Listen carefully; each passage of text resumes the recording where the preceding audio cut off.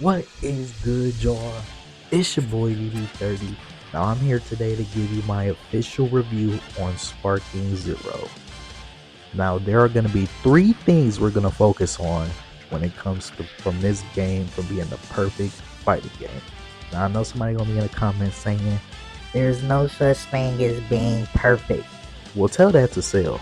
You're either perfect or you're not me. It's like, no, I'm just playing. But before I go over the three things, I want to say first, I love this game. From its gameplay, from its visuals, from the what if stories, from when you throughout play the story mode, like what if this happened if you make that decision and all that types of stuff, and the hidden secrets within the gameplay. Like if you transform as Goku mid, he does the exact same scene when he turns Super Saiyan for the first time, and then he does that quick stare up in the sky, or when you do the hidden finishes as again if you Goku mid, you hit the angry Kamehameha, he looks down upon you as he beats your opponent. Or if you Super Saiyan 3 and you end the game off with a Dragon Fist, then Goku hit up with the fist in the air, like just like how he did in the movies. I appreciate the devs going far and beyond when it comes to making this game. Like they really did their thing, and it was worth the wait, for sure, for sure. And more importantly, we got to talk about that soundtrack, because boy, this thing right here,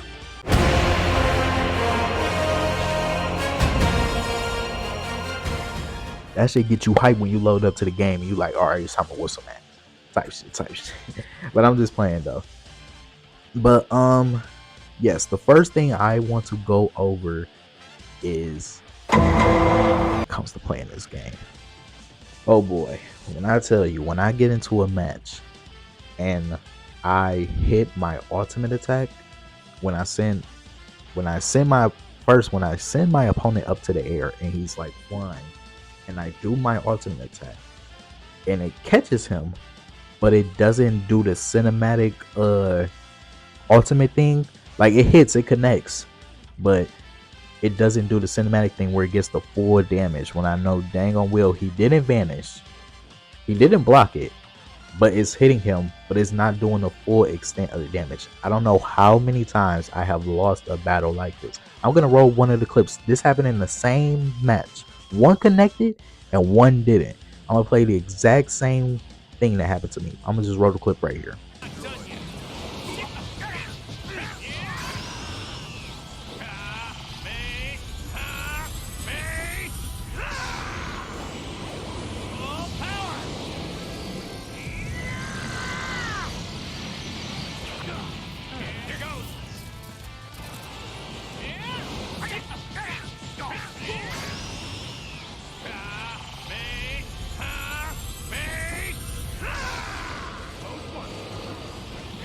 You know what? This is bullshit. This is bullshit.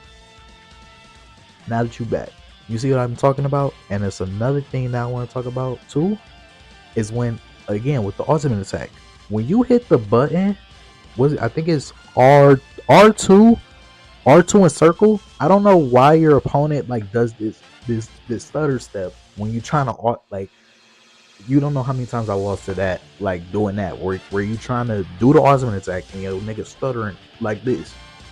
Like, you see what I'm saying? Like, nigga, do the ultimate attack. Like, I don't know how many times I have tried to do my ultimate attack and my character just keeps stuttering like this. It gets so annoying. And sometimes when I do, that happens, both of the things I just complained, both of those things happen at the same time in one match. I can count how many times like that shit just like I'll do the ultimate move, it don't connect. I try to do ultimate move, he doesn't do it, and vice versa. Like that shit just is crazy to me on why that always happens to me. And yeah, another thing too, another thing when it comes to this inconsistency of this game is when I activate like after image or after image strike, sometimes it activates, sometimes it don't. Or when I do like wow sense, it doesn't activate sometimes. Like, and it'd be like the basic thing, like a nigga throw a punch or a nigga try to grab me or just stuff like that. And it's like and y'all probably gonna tell me like, bro, it's probably because you trying to punch and you can't vanish and punch at the same time. Like, I visibly be just standing there and it don't activate. No matter what type of attack it is, it should activate no matter what. And this just popped up to my head when it comes to another problem that I had with the game. And another thing is too, when it comes to team battles, why is it that when you switch your character, you unlock the person that you're fighting? Like, even if you eliminate, I can kind of understand when you eliminate somebody, the new character comes in and you just like kind of lose sense of where they are. But when I'm switching out my character in mid fight, like we're literally face to face, and I switch my character mid fight, it just unlocks. Oh, sorry, my bad. It just unlocks your character, and you have to relocate your fighter like as soon as they do the switch. It's like, bro, we're literally fighting. We're literally face to face. I don't know why you have to lock back on to a nigga that's right in front of you, or even if you switch out, like that's just kind of dumb to me. But yeah, that was just another random thing that just popped up to my head. So I guess that was just four things. Well, I guess the four things that I kind of got upset with. Now the second thing I wanted to talk about is, now don't get me wrong, it is like don't get me wrong, it's some good content in here, but I feel like they could have added just a little bit of more content in there that would just make it just a little bit better. Like, first, the map selections. Cool, we got our basic, we got the open field and like wasteland, like in Budokai Tenkaichi 3. Now granted, I want to get this disclaimer out here right now. I am going to compare this game to Dragon Ball Z Budokai Tenkaichi 3 a lot, so I'm going to just throw that disclaimer out there now. But so like open field and like wasteland and Budokai, those are kind of like two of the same things. I don't have a problem with that. You got that, you got open field, you got Rocky, the Rocky Land, which I do like. Let me throw another like in there. I do like the evening, the night, and the day. I like how they did that, so that way they don't come as separate. They kind of are separate maps, but they kind of aren't. You can just like scroll through to see what type of day you want to fight in. That you got that. You got the hyperbolic time chamber. You got Planet Namek, the city, the night and day, world tournament, crowd or no crowd. And you got the hyperbolic time chamber, which I already said. The Land of Kais, the Cell games, and City Ruins, Destroy Planet Namek, and I think I already said the islands. Cool. That's in total of 1, 2, 3, 4, 5, 6, 7, 8, 9, 10, 12 maps. Cool. 12 maps is cool, but I think in Dragon Ball Z Budokai Tenkaichi 3 was like at least 25, because you got the I'm gonna name the ones that they didn't have again. You can have the deserts, which night and day, that you can alternate. You can have the highway where you where Vegeta fought Android 18 on the highway. You can have the glacier map, which I don't even know why they didn't have that in the game. Like, that's a kind of an iconic type of fighting arena, that as well. Hopefully with these maps that I mentioned, they could put them in a future DLC or somewhat. I hope to God they do. I said the glacier, Kami's world. I don't know why Kami place is not up in here, or Master Roshi's place. Why is it Master Roshi's place of fighting arena?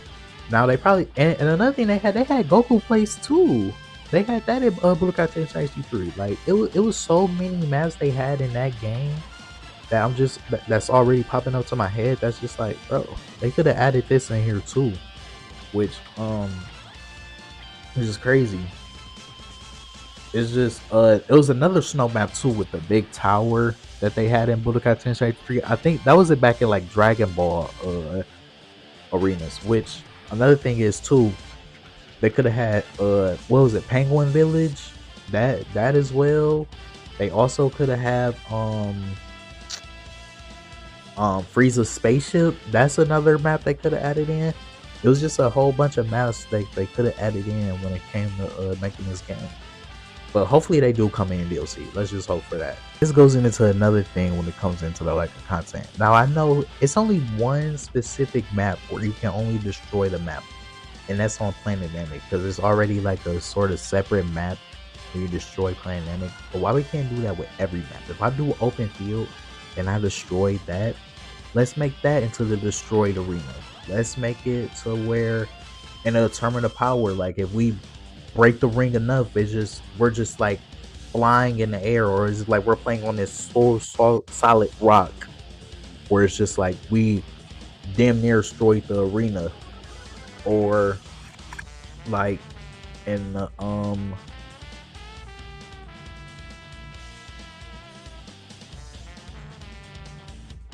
or just like in the cell games, if we destroy that, we can take it to the same destroy like Earth. If we destroy open field, like that could be the same effect in that type of regard too, because it's technically cell games is on Earth, so that way we can fight it on the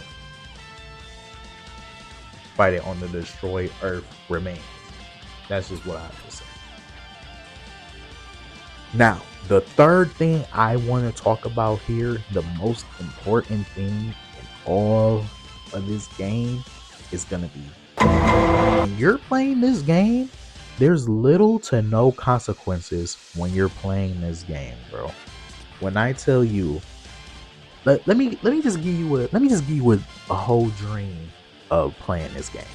You boot up the game, you hype, you like, man, I can't wait to play my character so and so. You play in a rank match, and then boom, you see Super Saiyan 4 or MYU Goku. You see them like any type of fusion, but most importantly, niggas play Super Saiyan 4 Gogeta or MI Goku. I don't know, like I just had like a little brain fart right there. But yeah, you see that, and you just like, oh, you already know how this is gonna go. You know, they do their little melee attack, boom, boom, boom. You beat them up a couple of times, and quickly, they already got 3 skill points, just like that. And then you already know what's gonna happen. They're gonna activate instant sparking, like power up to the limit, or whatever Goku Ultra Instinct is, and boom, they already got instant sparking 0. They dash behind you, punch you in the back, boom, boom, boom, boom, lift you up, boom, game over. They do their ultimate attack, game over, boom, you're dead. Now, when I tell you this is the thing when I talk about consequences. When you know when you play Budokai Tenkaichi 3, and I'm gonna show you the little screen here if you don't remember. Now once you activated that type of power up and you use it, they give you some sort of consequence.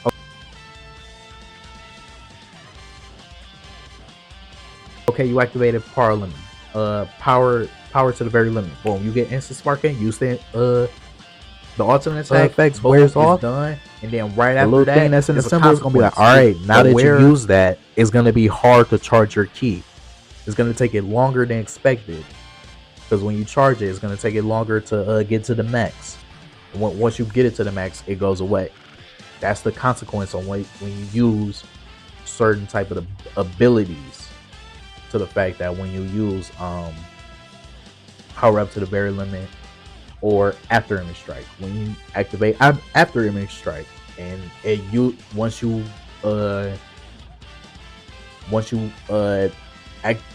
like get rid of it like 3 times after he does it, like I think it's 3 times after the fact, after that effects wore off, you get the image of the little key thing. Like it's gonna take it longer to charge up, stuff like that. Or when you activate just other things, it gives you consequences. So like that makes it even smarter. Like, okay, should I activate this? Because I know if I activate it, it's gonna be harder to charge up ki, because ki in this game is so important. When you have ki, that's your thing to use when you're banishing. When you use ki and you're on a beam clash or the punching thing, and you want to use your boost, that requires ki. speaking of being clashes, I have a love and hate relationship with it. Sometimes I understand the thought process behind it, because like, let's say you're not good at mashing the buttons as faster as one of your friends or opponent.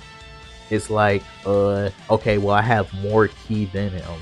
So if I want to like boost it once or twice, no matter how many times he like times the square thing, I should be able to win that result. But in the same time, I guess it's just the oldness in me, where I just like to like do the it doesn't even have to be do the twirl. Like, we could just tap the square thing. I mean the triangle thing, but they added that into the melee one, which is cool. I do have like a love or hate relationship, but it does take in a smarter tactic to be like, okay, when I do this beam struggle, I gotta take into account that I have to mine my key, because I gotta make sure if I have more key than him. But again, y'all, I love this game.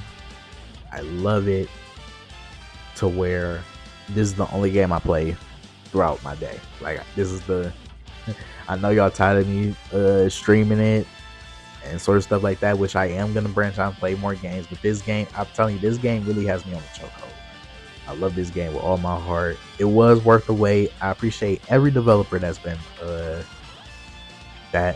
making this game and continue making this game and update it. And I was just sharing my thoughts on ways they can improve this game. Hopefully they see this video. I highly doubt they are, but it wouldn't hurt to just push the idea out there to expand it onto more people and put it in their brains like, I never thought about that. Or, I don't agree, but I can see where that guy's coming from. But yeah, I hope y'all enjoyed this video. Don't forget to like, share if you're new. Please subscribe.